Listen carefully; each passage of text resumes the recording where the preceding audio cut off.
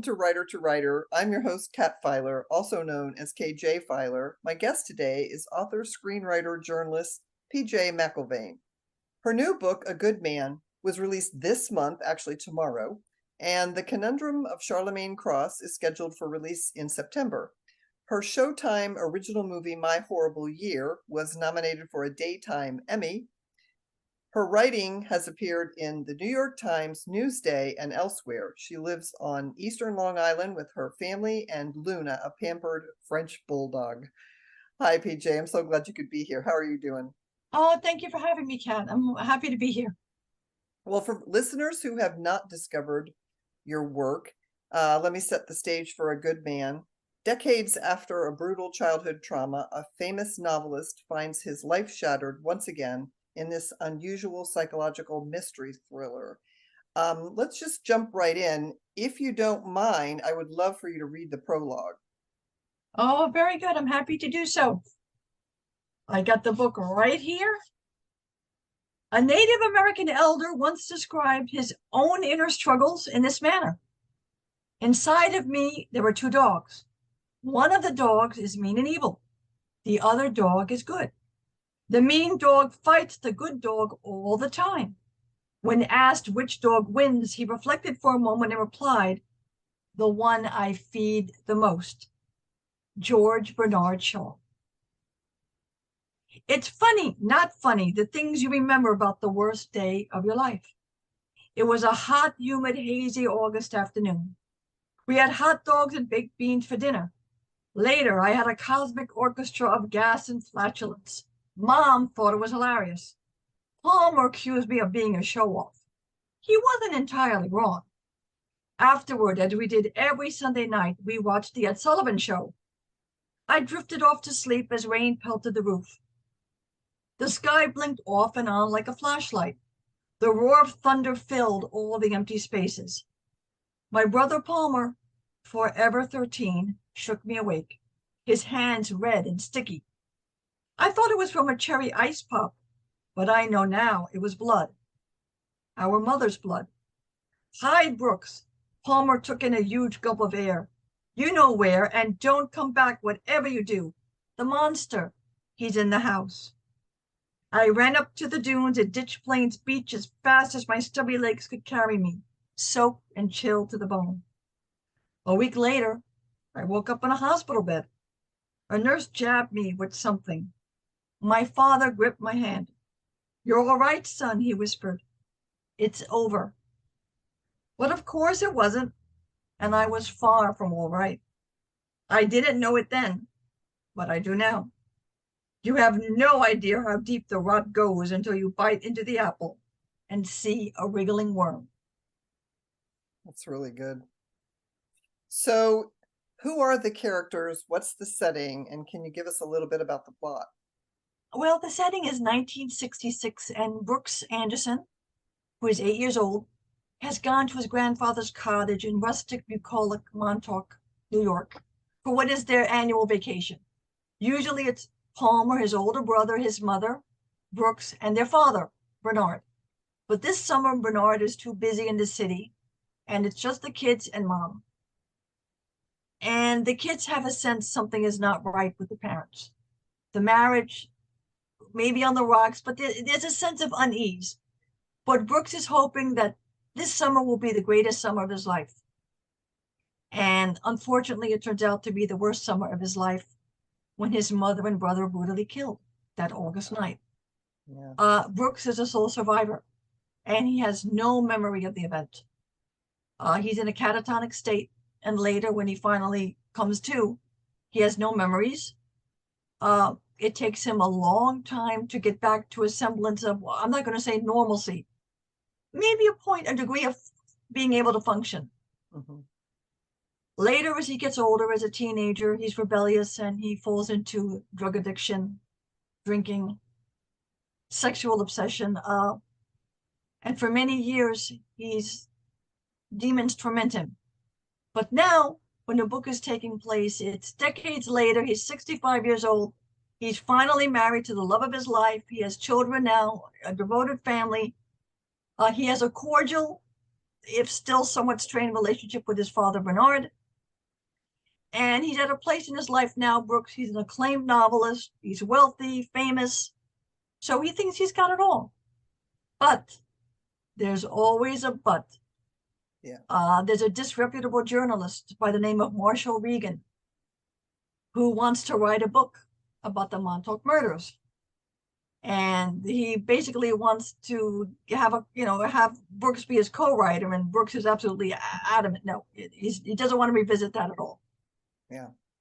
But Marshall Regan is brutally killed while doing research in Montauk on the murders. And at that point, Brooks is compelled to revisit that terrible night and try to remember once and for all what happened, no matter where it leads him. And that's where the book takes off. Wow.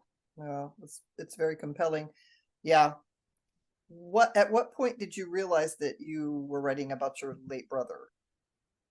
It didn't occur to me until months later.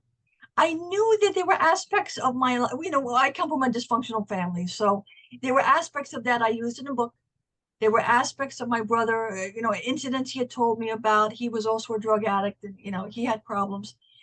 But it didn't really occur to me until really much later that this was my attempt at giving my brother an ending, a happy ending, a happier ending than he had in life, because he ended up committing suicide. He got stuck in a moment, and I was not able to help him. So this is my attempt to rewrite history and, give my brother Mikey an ending better than what he got. Yeah. And I think a lot of authors do this. I know pretty much everyone I do. They say write what you know, but also writing can be very therapeutic for the author. So, but sometimes you do it subconsciously.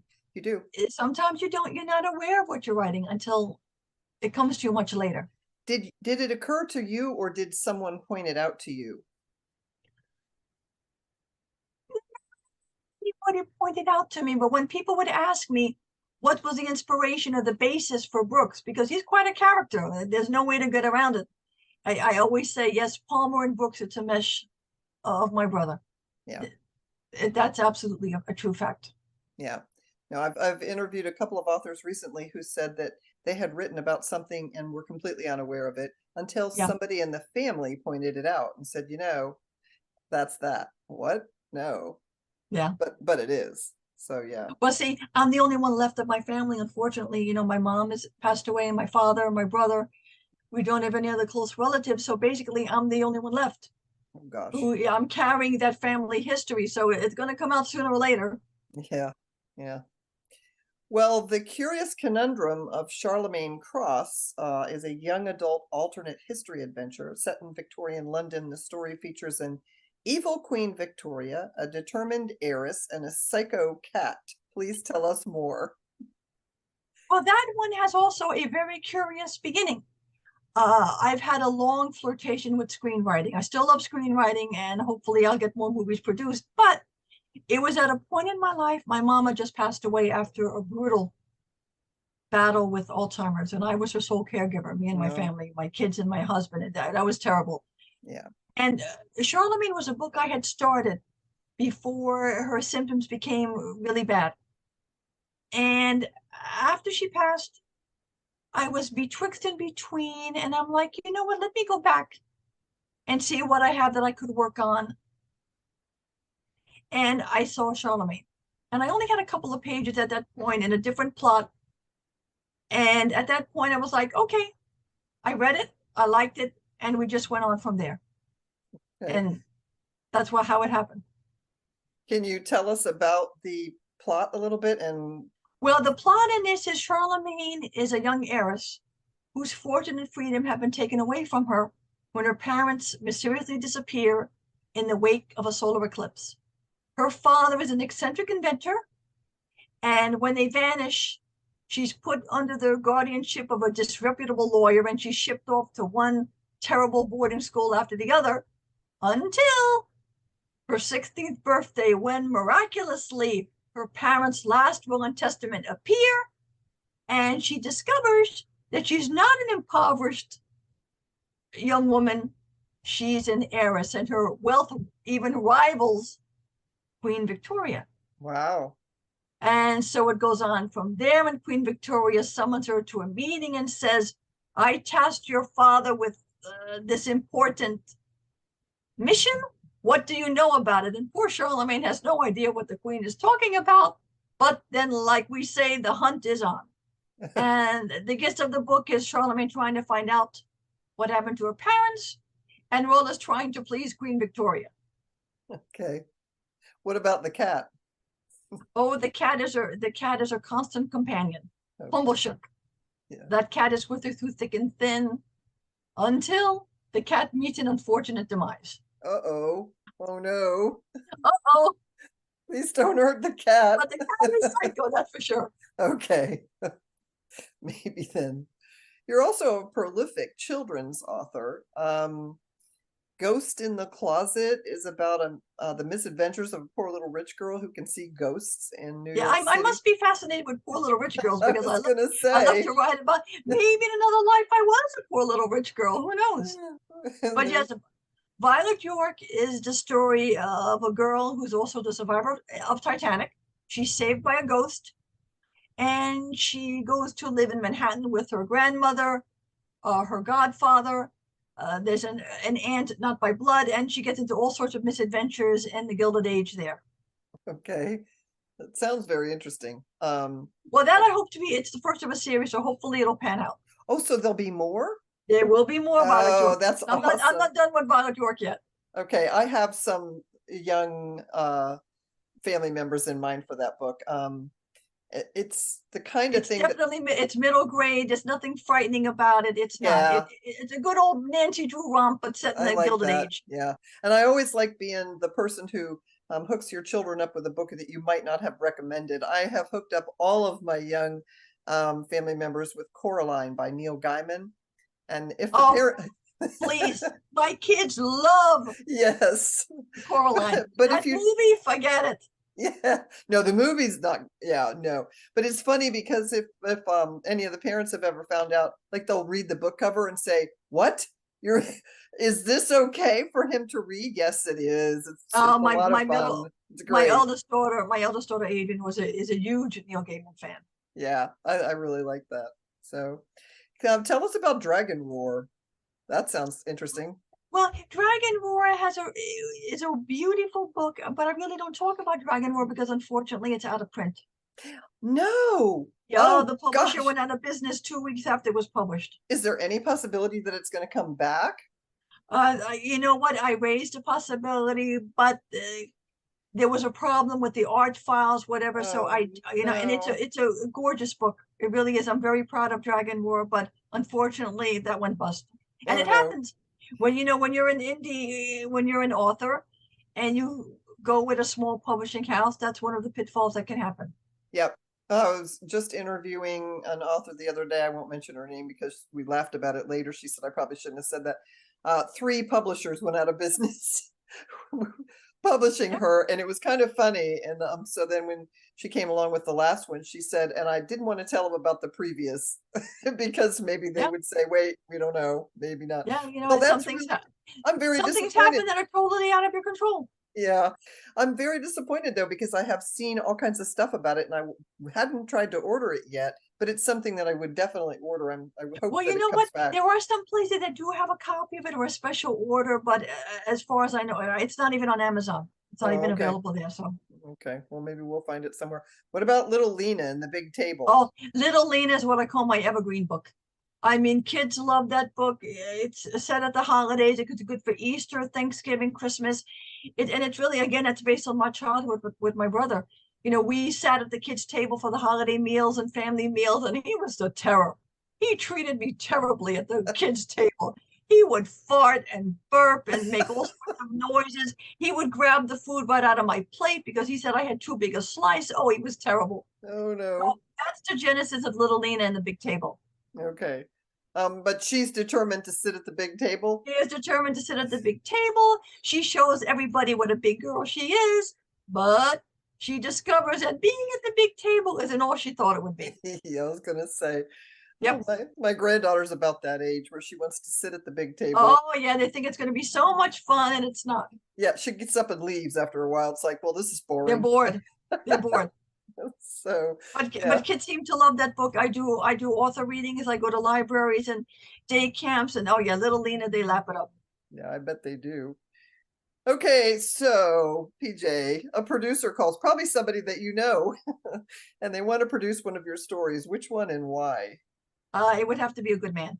I Okay, think this is a book like Succession and The Undoing. It would do very well as a movie or a series. yeah. Do you have any idea who might play your characters? Oh, I wrote it for them. I mean, these people spoke in my head throughout I was writing it. For Brooks, I can see nobody else but Danny Houston. Okay. For Cassie, his strong-willed wife, I see Jennifer Lawrence. Oh There's a gosh. big age gap, so yeah, so I think she would be perfect for it.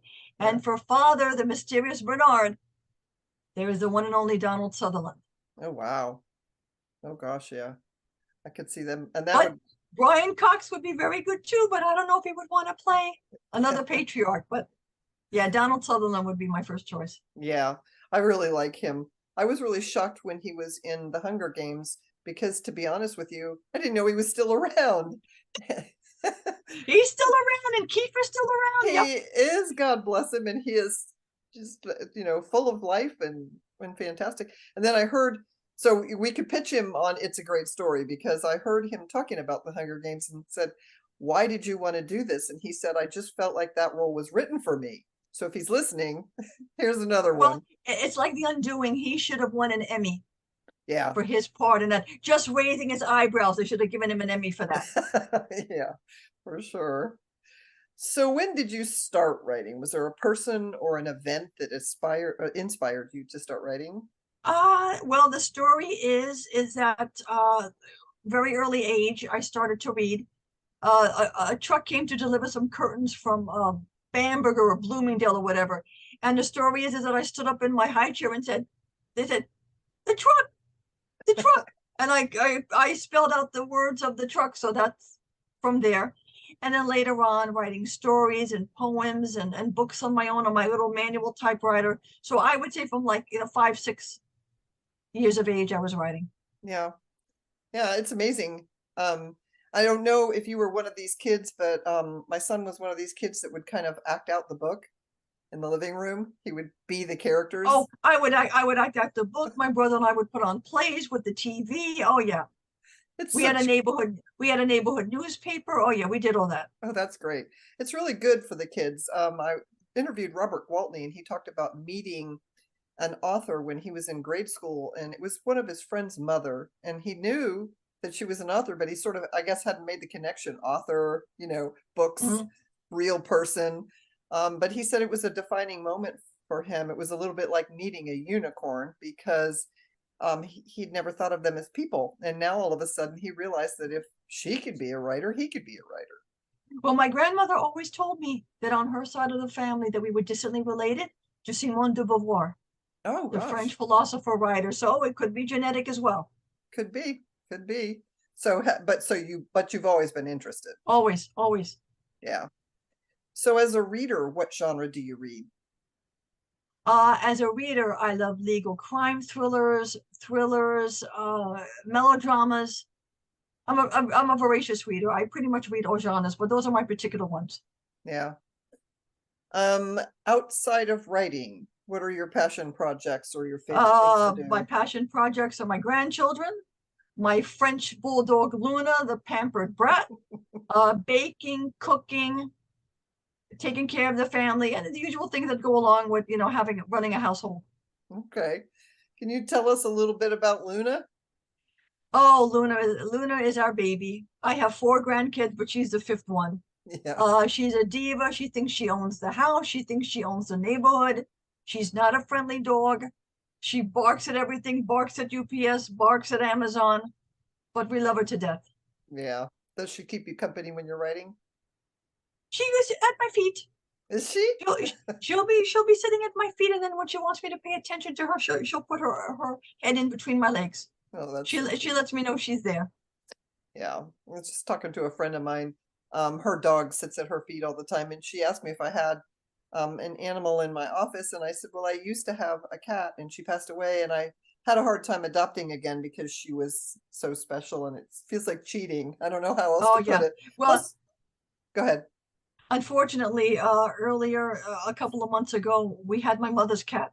My mother's Oh my cat was gosh. almost 20 years old, and finally Well, she had a she good passed run. passed away. Oh God, that Oh, cat. Oh, Sasha, she had more than 9 lives. yeah. Our daughter has a 18-year-old dachshund, and she's allowed to do anything she wants to do. And I At that was, age, they've earned it. yeah, and one day I said, oh, look, it's our shortest grandchild. And my daughter was laughing, and she says she's not a grandchild, and said she was our first, in fact. Yep, Okay. yep. So There yeah, are babies. yeah, they are for sure. So is there a question, PJ, that I have not asked that you would like me to have asked?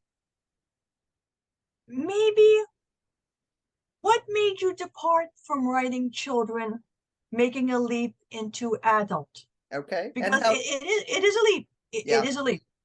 It is a leap.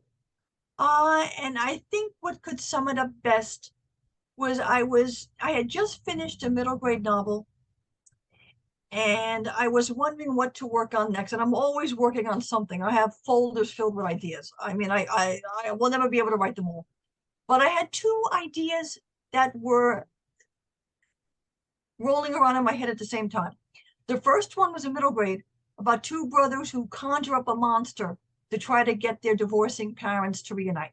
oh gosh. And the second one was about a person who can't remember the worst night of their life. So I said, you know what, as an experiment, let me try to put the two together, because I found through trial and error, I'm really not that great working on two books at the same time. It's either Yeah. one or the other. I just waste too much time. So we started that, and that was Labor Day. I began. And I wrote that book in a hot fever in 2 months, Good Lord. nonstop. I mean, my brain was fried after I finished it. And I was afraid to tell people about it. I had no title. We just called it The Thing in hushed tones. The Thing, I'm working on the thing. And I think what helped is when I began the book, I told myself, look, PJ, no one is going to read this. It's just for you alone. So write what you want. Don't worry about people's reaction. And it's okay if it fails. It's okay if it's a big experiment that does not work out. Well, 2 months later, we're done with the book, and I do like a slight revise on it, whatever, and I give it to my daughter to read, my eldest daughter. And she's breathless. She's sending me texts, Mom, what did you do? Mom, the dog, Oh gosh. Mom, where did you get this from? And then when she was done, she was like, Mom, this is the best thing you've ever written. What are you going to do with it? Wow. And I said, I really wasn't expecting to do anything with it. So that gave me the courage to start querying it, and see what the reaction would be. And unfortunately, the reaction from agents were not that good. I killed too many people. I used too many bad words. The main character was too unlikable. So it was a real roller coaster up and down until I got the publishing contract from Bloodhound Books. Yeah. So, Well, I mean, I just persevered. I had an innate belief that, you know what? There's got to be a home for it somewhere. yeah. And luckily it did find a home. Yeah. When did you write Curious Conundrum? The Curious Conundrum I wrote, I'm going to say about 2018, 2019. Okay. That was way before A Good Man. And that started out as a middle grade.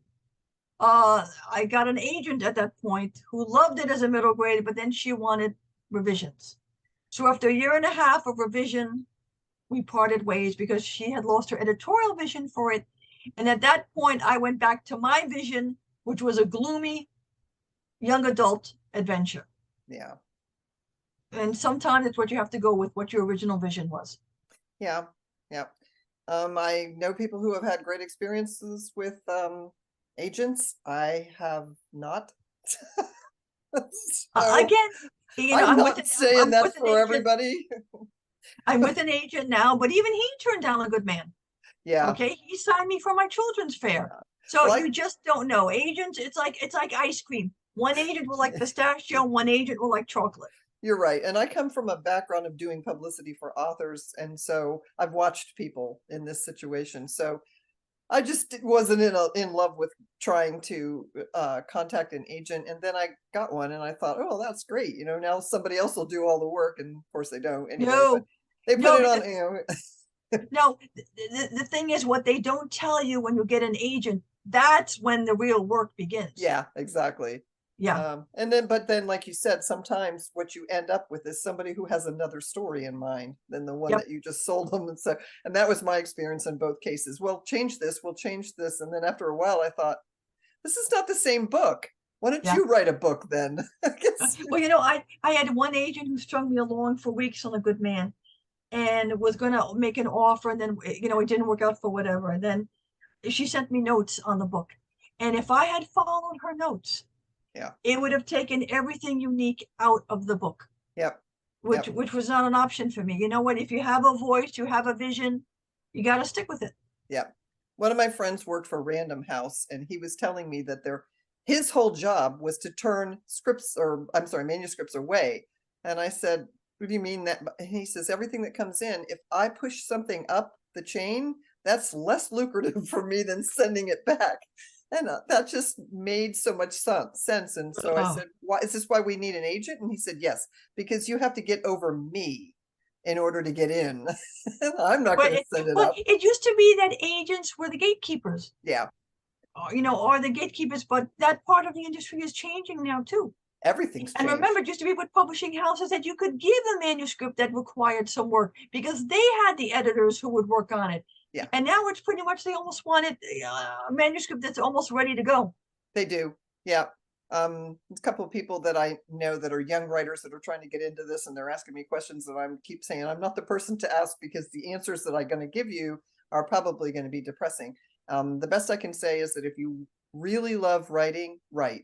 If you decide to publish, know that there's a lot of no involved in that. The best Yep. prop I ever saw, it was one of my clients, Deb Morris. She used to go around to writers' conventions and she carried a garbage can that was decoupaged in pink slips. I thought it was the best prop ever, inside and out. Well, you know what I like to say? The overnight sensation we hear about? Yeah, That overnight sensation was usually 20 or 30 years in the making. yeah, Okay. There are no overnight successes. exactly. Yeah, there's a friend of mine just said the other day, he's a bestseller now, and he said, I'm a 27-year overnight success Yep. story. Yeah, and that's Yep. what it is too. And Yep. people don't realize that. So yeah, And it's also about being at the right place at the right time with the right material. it is. And And that is sometimes, true too. yeah, and sometimes publishers are looking for something and they think it's almost like choosing the fashion this year, and it turns out to Mhm. be something totally different. Oh So yeah. they're not always on with that either. No, because sometimes you go into Kohl's or whatever and you see what they have and you're like, nope, not for me. Absolutely. So, well, BJ, it has been an honor and a pleasure. And I hope whenever your next book comes out, you give us a chance to interview you about that one. And Oh, thank you. thanks. And for listeners, as always, check below and I will put the links to PJ, her books, and all her activities so that you can find her and see what she's up to. Thanks.